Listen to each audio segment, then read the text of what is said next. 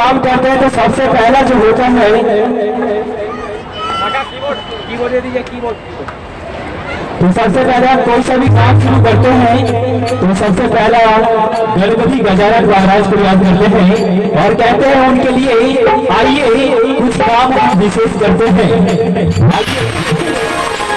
कुछ काम हम विशेष करते हैं, गांव गली मोहल्ला और देश करते हैं।